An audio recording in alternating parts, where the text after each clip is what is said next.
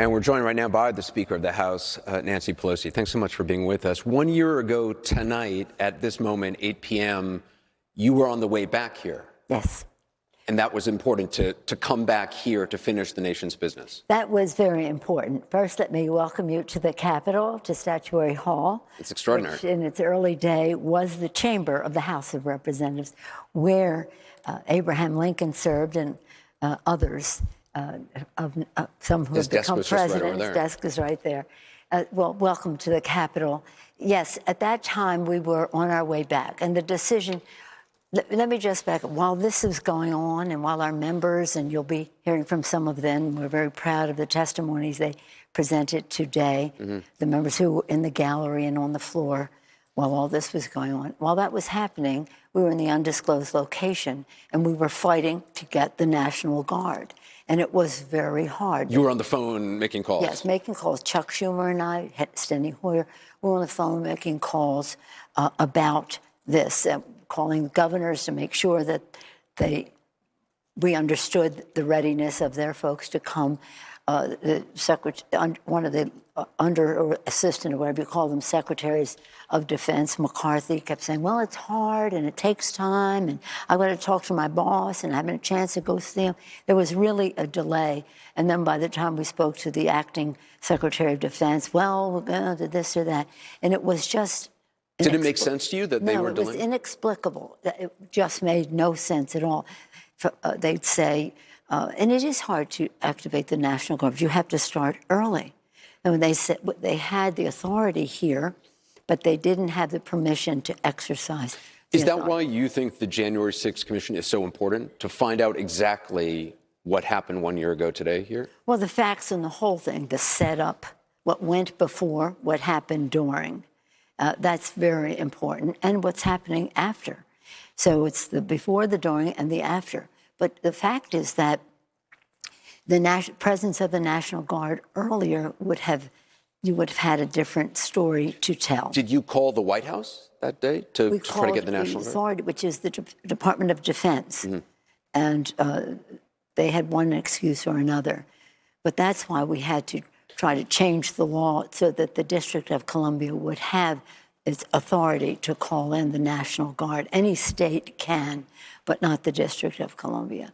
But anyway, that's one thing we're doing. The other thing we then had to decide, because people were saying, well, we'll just bring busloads of members of Congress over to the undisclosed location, and then you can affect obey the Constitution and do it there. I said, no, we're going back. We're going back to the Capitol. And that was agreed to in a bipartisan way. Chuck will tell you that as well. So at 8 o'clock that night, same time as now, we're on our just about getting here to open up the House. It's been a solemn day. There have been a lot of members of the House, members of the Senate who have talked about what went on.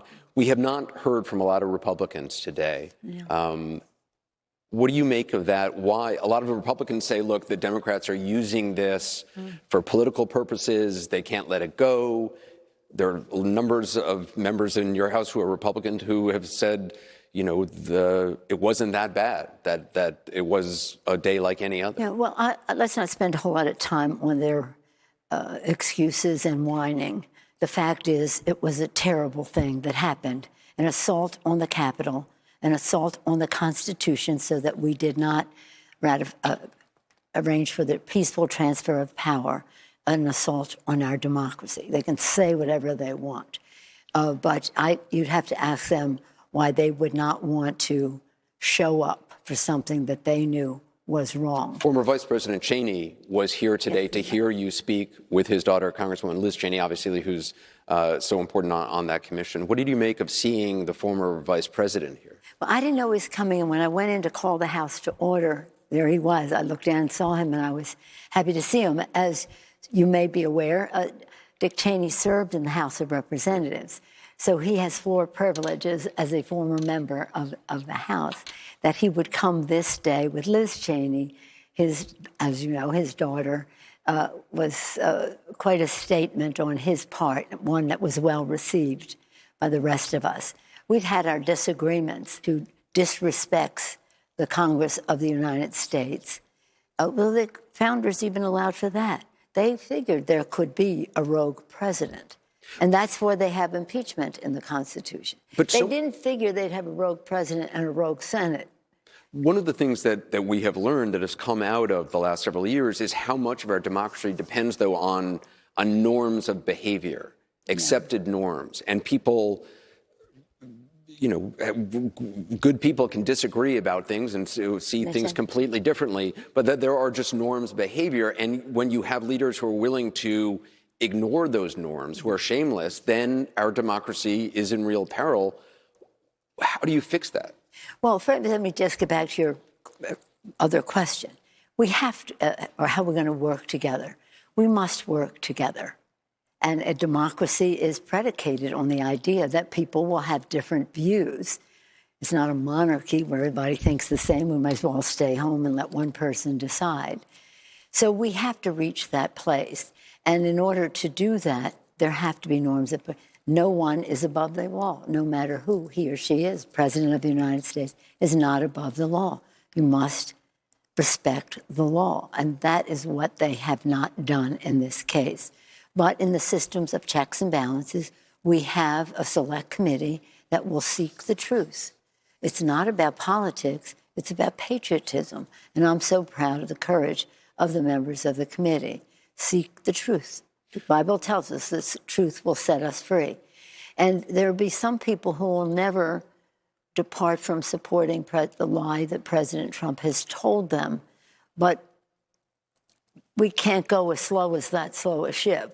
We have to find our common ground. I wish the Republicans in the country would take back their party. This is a great party, the grand old party. You want there to be a vibrant Republican Party, Definitely, even though you don't believe what they believe in. Well, we have a difference of opinion on a spectrum of things. What is the role of government, where local or national, whatever that is. But you come to Congress with your ideas representing it's the House of Representatives. Your job title and your job description are the same, representative. So you know that you may have confidence in what you believe, but you have humility to recognize others are representing their districts. And for a long time, that's how I served in the Congress. Some of my best friends were on the other side of the aisle. It didn't interfere because it wasn't about, are you a patriot? Do you believe in our system of government as it is now? There's a lot of Americans right now who are very worried about the state of democracy, who are very worried about the future for their kids. Do you worry about where our democracy is? Well, let me say this. We always worry, you always have concern. You have to be ever vigilant. A democracy is like an horizon. You don't want it to get too far away. You're always reaching for it to improve it and the rest. But the fact is, this is the United States of America. This is this great country. It has resilience. It has strength in its institutions. It survived a civil war. It can survive the previous president of the United States. The Wall Street Journal editorial board yesterday said democracy isn't dying. Do you agree with that? It's not dying. No, it isn't dying, but it needs attention. And everything is an opportunity. Right now, I see us having an opportunity where this horrible thing, a catastrophic attack on the Capitol, where democracy, they almost overturned an election. There were rioters running through here, trying to get to the House, just right over there. That's right. To get into the House chamber, which they weren't able to get into. Yeah, they were in my office, which is right there. What if they had found you? What would have happened? They said they were going to shoot me in the brain, but in the brain, I don't know. But I wasn't worried about myself. I was worried about our other members, of whom I'm very proud. I was worried about the police, the Capitol Police, the Metropolitan Police. We owe them so much. They saved our lives. We have to worry about the maintenance people who make things happen here, how they were mistreated by those people. It caused great trauma for people. When you talk about democracy isn't dying, talk about or if you believe the nature of the threat moving forward. I mean, the next election, the election after that, this last election, there were a few state election officials, Republicans, who chose not to follow the president's lead and actually follow the Constitution and do their jobs. Had they not, it's very it could have gone a different way.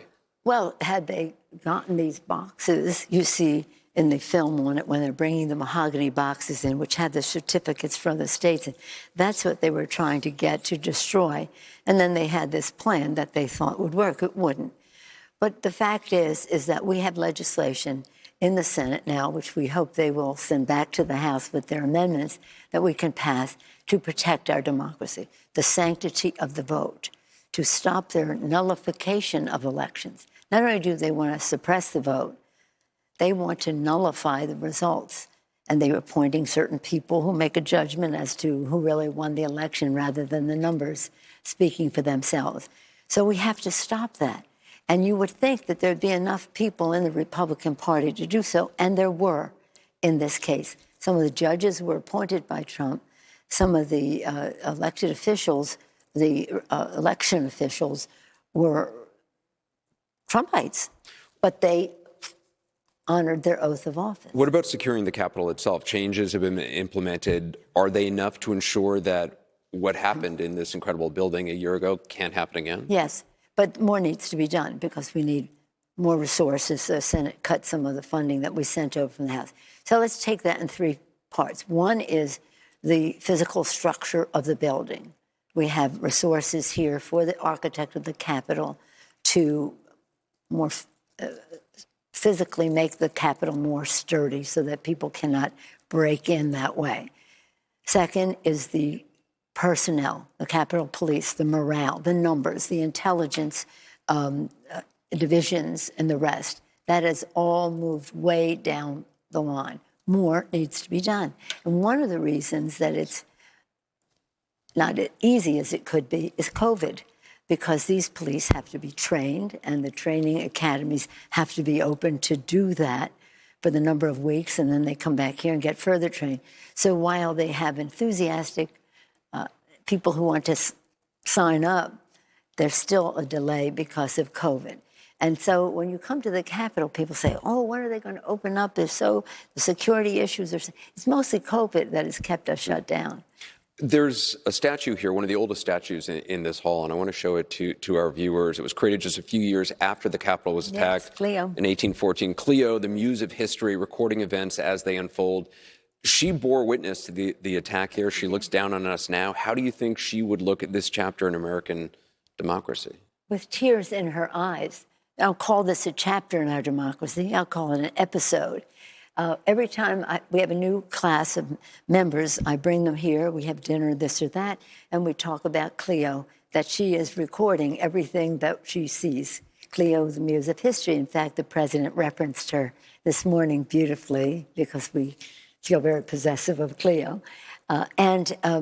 And so seeing that had to bring tears to our eyes, because for all of the divisions we have had in our country, we never had a Confederate flag walking through here. We never had the kind of disrespect and defecation and all the rest of it that went with that motley crew that came through here at the wish of the former president of the United States. So I think that Cleo, and not only Cleo, but Lincoln, whose desk was right over there, Rosa Parks, who's looking at us from over here, she wanted to be seated. She told me that in her statue she wanted her to be seated as she was seated on the bus. And so many other heroes. Some of these people have to go, and we have a bill to get rid of them. But nonetheless, some of the newer people we are very proud to have in the Capitol with more diversity, shall we say, and more, shall we say, consistency as to the United States. You remain optimistic, though, about... Always. No, you have to be optimistic, but you cannot be, as President Obama said, being hopeful doesn't mean being, shall we say, what did he say about it? Almost negligent in your optimism. You have to work at it. Democracy is always a work in progress. And this great country, with the vision of our founders, which was remarkable in its day and continues to be a great legacy for the world. Our founders, those who have fought to defend our freedom, the example that we are to the world, there is great strength in all of that. And again, I can't say it enough. I have confidence in the American people. The American people have goodness about them. They love our country. There are disagreements. But by and large, I have faith in the patriotism of the American people. I have confidence in the young people who care about the planet, even larger than our country. They care about the planet. They care about personal issues that relate to their freedom and the rest. And we want to show them a path as to how they think personally, act locally for a global purpose. Hope is not blind to optimism, I think was the line. Is that what he said? From President Obama. It was something about optimism not being... Speaker Pelosi, I appreciate your time tonight. It's my pleasure.